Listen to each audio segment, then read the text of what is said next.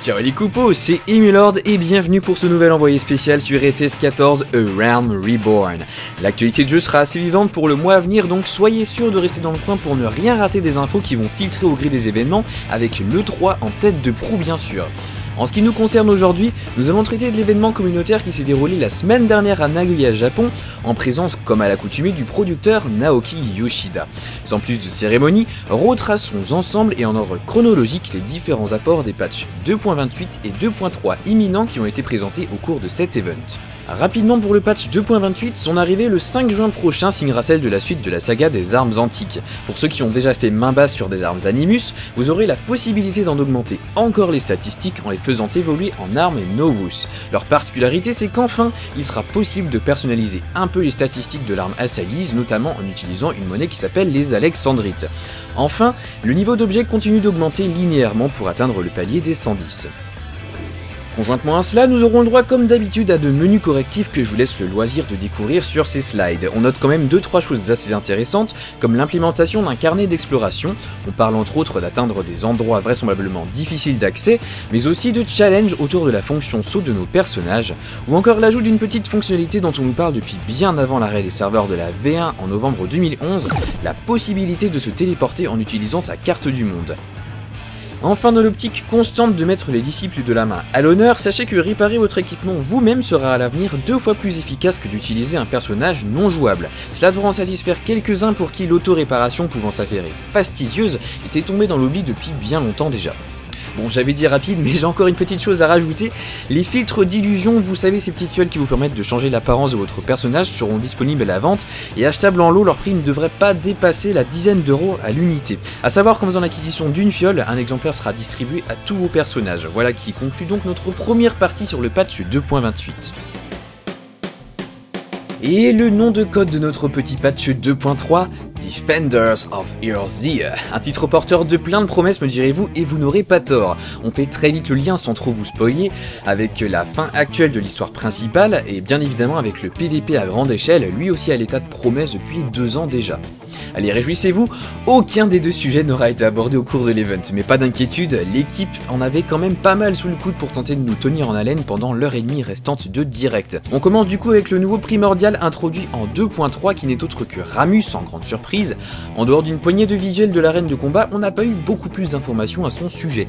Tenez juste pour su que le dieu des sylphes débarquera en mode brutal et extrême, comme Léviathan, et que les récompenses principalement des accessoires cette fois seront de niveau 100, ce à quoi viendront s'ajouter des montures et des armes mais plus rares.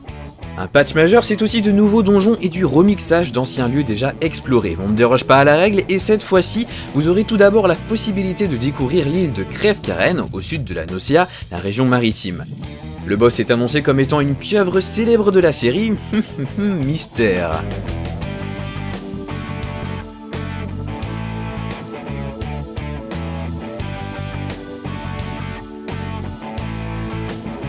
Crève-Carène sera accompagné des nouvelles versions brutales de l'hypogée de Tam-Tara, anciennement accessible au niveau 16 dans la forêt de Sombre Linceul, et du Vigile de Pierre, donjon du niveau 41 des hautes terres du Coertas central.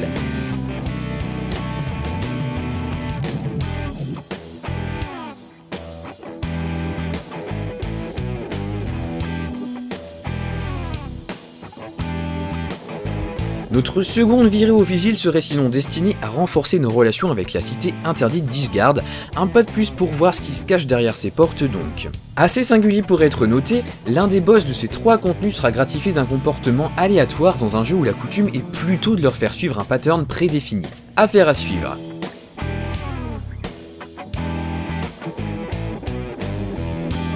Changement total de sujet, faisons une brève parenthèse sur la désynthétisation. Cette aptitude propre aux artisans de niveau 30 et plus consistera globalement à sacrifier des objets afin de récupérer les items de fabrication, voire potentiellement des objets de grande valeur. Presque tout sera désynthétisable, exception faite des objets de très haut niveau. C'est une aptitude à part qu'il vous faudra améliorer parallèlement au niveau de votre classe, et dont les résultats s'amélioreront à mesure que vous lui attribuerez des points de compétence.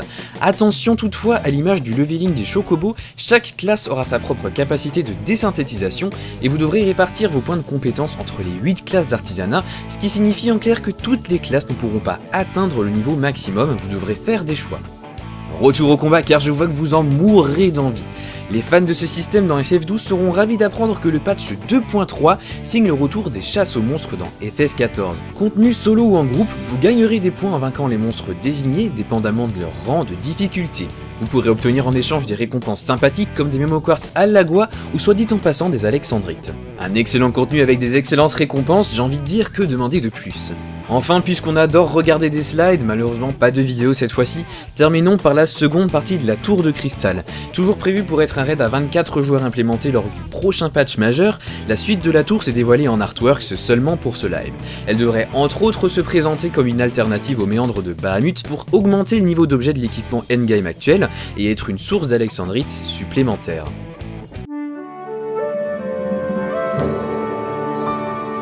Les artefacts de job céderont aussi à la mode de la teinture à tout va, une mystérieuse nouvelle armure a été montrée, les lunettes d'apparat feront leur apparition, dotées d'un design... Le mariage a refait parler de lui pour le patch 2.4, des chocobos à 2 places vous permettront de jouer les taxis, et enfin de nouvelles récompenses vétérans de très mauvais goût.